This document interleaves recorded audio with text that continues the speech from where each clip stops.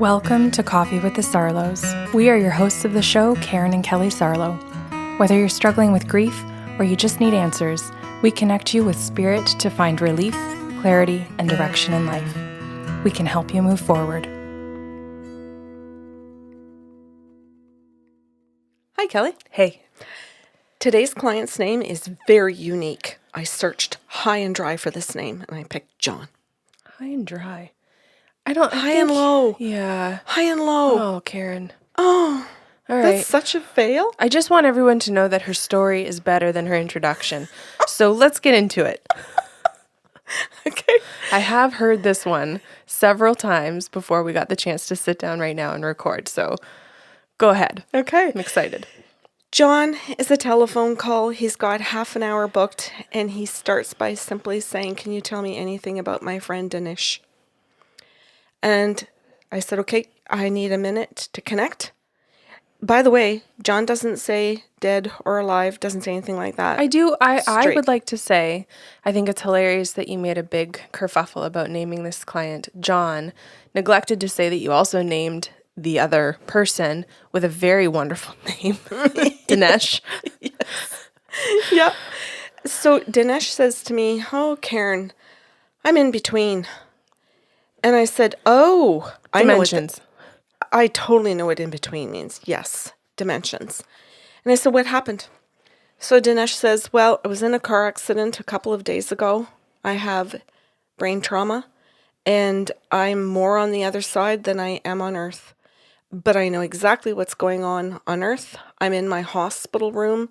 I'm hearing, I'm feeling, I'm seeing. I'm going to tell you everything that John wants confirmed.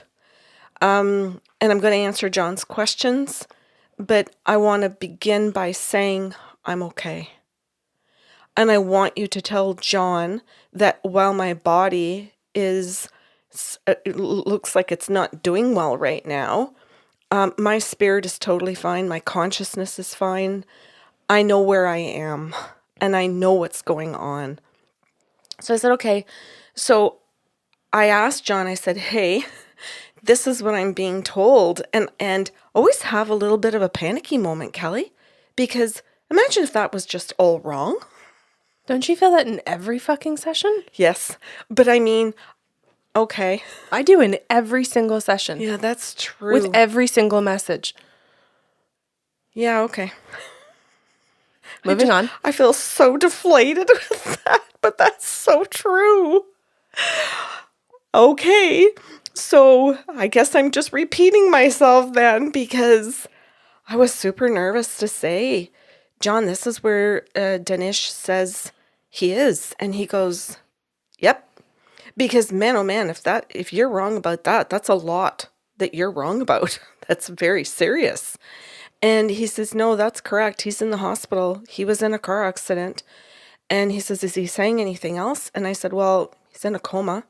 And he goes, "Yep." He goes, "Can you tell me more, please?" He goes, I will ask questions, Karen. If you don't get to it, is it okay if I just let him talk?" He goes, "I just need to hear him talk." So Dinesh says to me, oh, and by the way, I think I'm getting his name like Dinesh. 100% you're getting this wrong. But Yeah, anyway. Okay, thanks. All the letters are there. They just keep getting messed up. I think I could spell the name if I was asked. Okay. But anyway, he says to me, "I don't have any family." He says, "I have friends." And he says, "I also need to confirm and just give you some other validations that John is my emergency contact. I do not have a power of attorney." And I'm thinking, you don't have a power of attorney? But this is my thought. Well, that means he probably doesn't have a will. Exactly. But I'm thinking, how come? And he replies to me, and he says to me, "I don't have a power of attorney for my estate, like for a will, or for power of attorney for my medical condition." So John's it. He's my emergency contact. But he's going to have to figure out what that means in terms of who's going to make the final decisions.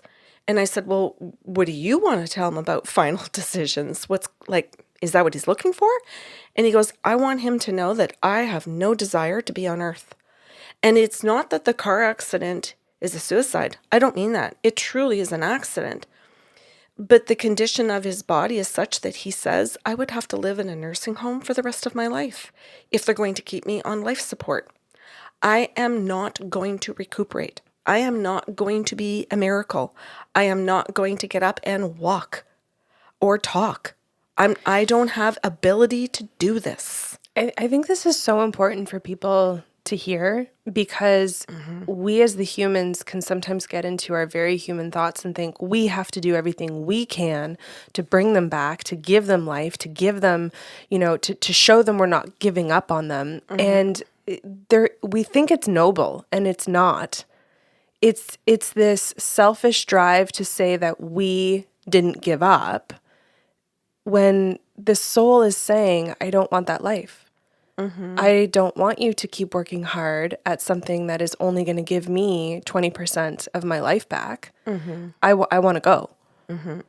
So we end up making it about us. Yes. So I told John that, and oh my, there was such a big sigh of relief. And then John says to me, can you tell me anything else about what's going on in the room? And Denise says, I certainly can. He says, there in a couple of ways, Karen. Number one, he says, I have friends that have arrived in the room, and I have a variety of friends. And he says, so I have like a work friend that has shown up. I have a friend like that I do sports with. I have a friend that lives in my building, my apartment building. I have friends, but they don't all know each other. And he says, so I have friends showing up in the room, and they're all saying that they're my best friend. And John wants to know, who the hell is your best friend? Because do I defer as emergency contact to your bestie? What do I do? Because there's no family. And Dinesh says, no, I don't want you to do that. I picked you as my emergency contact because you're practical. Be practical. When the doctors come into the room and say to you that there's no brain activity, be practical. When they say there's no chance of me walking again, sitting again, talking again, be practical. It's why I picked you. So I repeated that to John, and all I hear on the other end of the line is, okay. But you can hear a little bit more sureness in the okay. What else is going on in the room? And I said, he's saying that there are some squabbles going on in his hospital room in front of him, but because he's unconscious, they don't think that he's listening. They think that he's sleeping, or I don't know all the things they think, but he says that they're squabbling in their room over who's best friend, who's the bestie, and who the doctors should actually be speaking to. And none of them think that it should be John. So the only thing that they're all agreeing on is that we have to remove John from these conversations, and then we'll all have a fight and see who the hospital picks. And he says, yes, can you ask him why? Like, what's underneath all of that? I have my thoughts, but I don't know these people. And I said, okay. So then Dinesh comes in and says, and he names them. He says, this person, and he names one of them. So I'm making up all the names, of course, and I'll say, Mark is there because he wants any financial things that could come out in a will. And he wants to know if he's in the will because he knows I have no family. He didn't even know I had all of these other friends. So he thought at some point, if anything ever happened to me, or when he heard I was in this situation, that if there's money there and he knows I have money because of my job, that he wants to be in line, and he, in case there's nobody there, he just wants money. So Dinesh starts to explain that several of the friends, including the work friend, are there not just because they're upset because of what happened to him. They are. But a secondary reason that's kind of surfacing on I think it was day 3 after the accident, was the fact that doesn't look like he's coming out of a coma. If he's going to die, who's going to get his money? And now this is what's going on in the room. So I said, so there are conversations in the room about that. And he goes, that's right. He goes, to ask him, what in God's name do I do? And so I said to Dinesh, what do you want me to say? He's asking you. And he goes, well, he says, I want John to tell the medical staff that he wants to be taken out of the room to discuss anything medical, that it's to be between the medical staff and just John. Every time it occurs in the room where the medical staff walk in and say, okay, this is what's going on, too many people are hearing it, and then they all think they have an opinion, and they all think that they're supposed to tell the medical staff what they think their opinion is, because there's no main person. So I want John to go out in the hall, also because I don't want that conversation in the room. I don't like it. John says to me, fair enough. I don't like it either. I think that's a great idea. He goes, what else does he want to say to me right now? I need to know. Dinesh then says, I want him to book an appointment with the social worker at the hospital to be able to get some kind of guidance as to proper protocol in any way, and to be supportive of John for whatever John is going through, not just in terms of what the doctors are asking or discussing, but emotionally, like in all kinds of ways. I want him to see a social worker. And they have them at the hospital. Tell him, book it today. Like, go right away. So I told him that. He thanked me for that. Anything else he wants to say? And now we're getting to the end of the half hour. And Dinesh says, yes, I saved the best for last. I want him to know that I know he's been there all 3 days. I want him to know that he's taken time off work to be with me. I want him to know that I know that he holds my feet. He'll stand at the end of the bed and he'll hold on to my feet.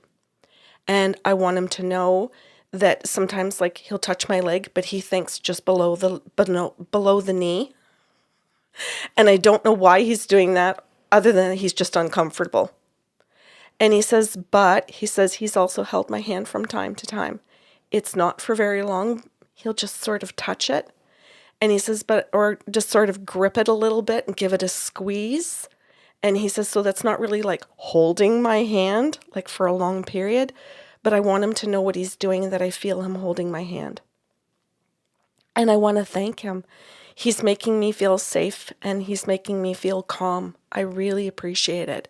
And he goes, but now that I'm kind of third day in, he says, I'm really more on the other side, Karen. He says, I know what he's doing and I want him to know it matters. And he says, but I don't have any more anxiety. And I hear him talking about this woman that he's dating. And he says, I just want him to know that I hear. He says, and that it's brand new. I never knew he was dating this woman.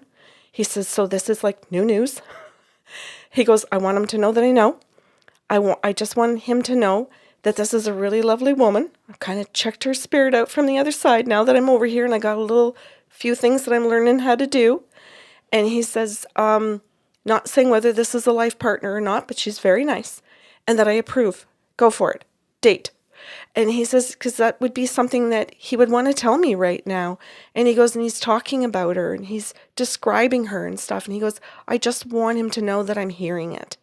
And that I really care about him and that I love him and that I'm so glad I picked him as my emergency contact.